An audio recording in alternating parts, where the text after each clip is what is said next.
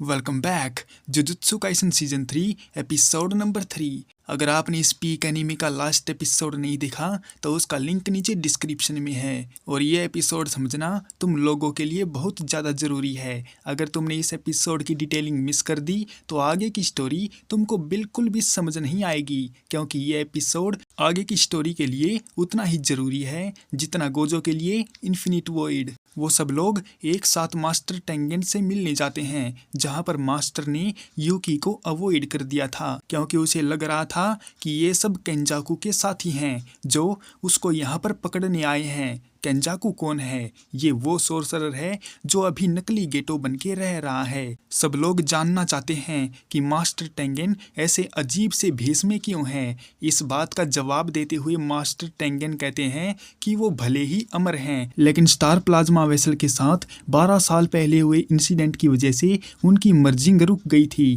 क्योंकि एक डिजास्टर बंदे ने आकर स्टार प्लाज्मा वेसल को टपका दिया था और अब मास्टर काफ़ी इवोल्व हो गए हैं, इसीलिए ही वो ऐसे अजीब तरह के दिख रहे हैं। वैसे एक अंदर की बात बताऊं, ये मास्टर टेंगेन फीमेल है। मेगुमी पूछता है कि उनको 2 सवालों के जवाब चाहिए और क्या मास्टर टेंगेन उनको जवाब दे सकती है, जिस पर मास्टर हाँ तो बोलते हैं, लेकिन उससे पहले उनकी एक शर्त है। वो चाहती है कि उनमें से 2 लोग उसकी सेफ्टी के लिए वहां पर रुक जाएं। सब लोगों को समझ नहीं आता कि मास्टर ऐसा क्यों बोल रही है, तो मास्टर 3D में उनको समझाने लगती है।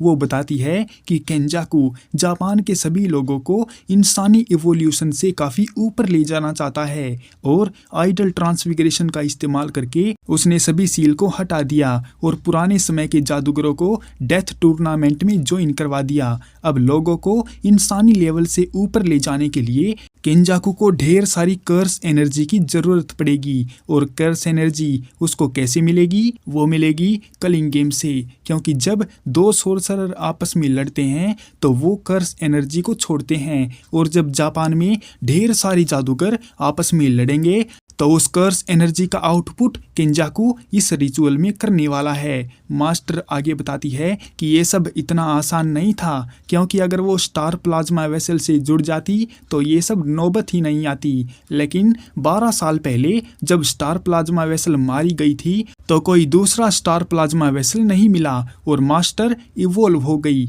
या यूं कहें कि अब वो अपने आप में ही एक वर्ल्ड है, और ऐसी हालत में उनको आम लोगों में मर्ज करना काफी आसान है। केंजाकू काफी समय से अपने इस प्लान पर लगा हुआ था, लेकिन बार बार 6 आइज बीच में आ जाती थी और टेंगेन स्टार प्लाज्मा के साथ जुड़ जाती थी। केंजाकू ने बहुत कोशिश की स्टार प्लाज्मा वेसल को मारने की, लेकिन हर बार एक नया स्टार प्लाज्मा वेसल तैयार होता था और 6 आइज भी कहीं से अपीयर हो जाती थी। लेकिन अब केंजाकू ने दिमाग से काम लेना शुरू किया और 6 आइज को प्रिजन रेल में कैद करने का फैसला किया, क्योंकि एक ही टाइम पर 2 6 आइज यूजर एक साथ नहीं आ सकते। इसलिए उसने गोजो को कैद किया, और 12 साल पहले स्टार प्लाज्मा वेसल भी मर चुका था, और सोने पर सुहागा तब हो गई जब एक और बंदा मिल गया जो कर्स स्पिरिट मैनिपुलेशन टेक्निक का इस्तेमाल करता था, और उसकी बॉडी केंजाकू के हाथ लग गई।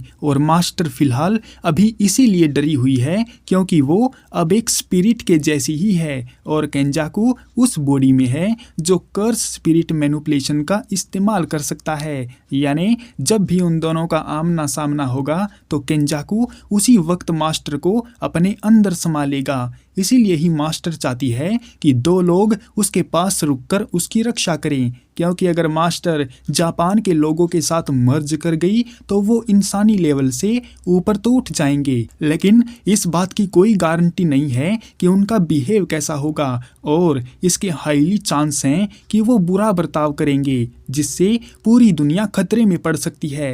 हालांकि सबको ये तो पता चल गया कि केंजाकू का प्लान क्या है, लेकिन उन्हें कलिंग गेम के बारे में भी जानना है। तो मास्टर बताना शुरू करती है कि जापान में इस गेम की बदौलत 10 कॉलोनी बनेंगी जो कि एक दूसरे से जुड़ी हुई हैं, और जैसे ही कर्स एनर्जी का आउटपुट निकलेगा तो केंजाकू सीधा उसका इस्तेमाल आम इंसानों पर करेगा। लेकिन ये इतना आसान भी नहीं है, क्योंकि खुद केंजाकू को भी इस गेम के नियमों का पालन करना होगा, और इस गेम के 8 नियम हैं। कलिंग गेम के ऑफिशियल रूल के बारे में बात करें तो वो कॉमन रूल हैं। जैसे पहला है प्लेयर्स की एंट्री, केवल वही लोग शामिल होंगे जिसके पास कर्स एनर्जी है या जिन्हें केंजाकू ने जबरदस्ती सोर्सरर बना दिया। दूसरा है कॉलोनी सिस्टम, पूरा जापान अलग अलग कॉलोनी में बटा है। हर कॉलोनी में प्लेयर सिर्फ उसी एरिया में रह सकते हैं और बाहर जाने पर उनकी मौत हो सकती है। तीसरा है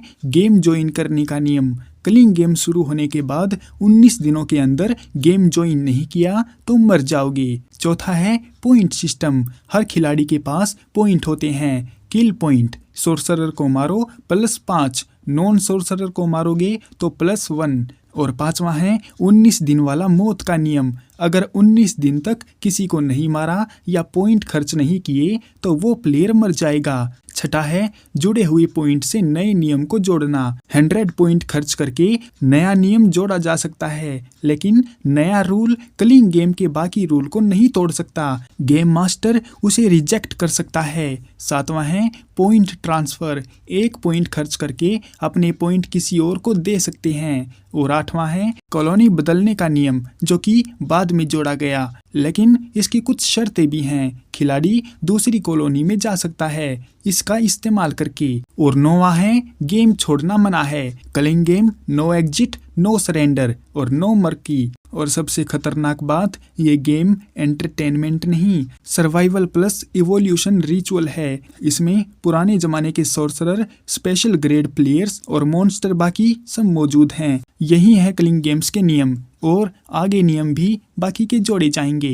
इन्हीं सब बातों से सब लोग हैरान परेशान हो जाते हैं, क्योंकि केंजाकू सच में एक मास्टरमाइंड सोर्सरर है। इसके बाद मास्टर सब लोगों को प्रिजन रियल्म का बैक गेट दिखाती है। उसे देखकर सब लोग खुश तो हो जाते हैं, लेकिन उनकी खुशी ज़्यादा देर तक नहीं टिकती, क्योंकि मास्टर ने बताया कि वो लोग इस गेट को बस 2 ही चीज़ों से अनलॉक कर सकते हैं, और वो है इन्वर्टेड स्पीयर ऑफ हेवन और ब्लैक रोप, जो कि पास्ट में एग्जिस्ट करते थे, लेकिन गोजो ने उन दोनों को डिस्ट्रॉय कर दिया।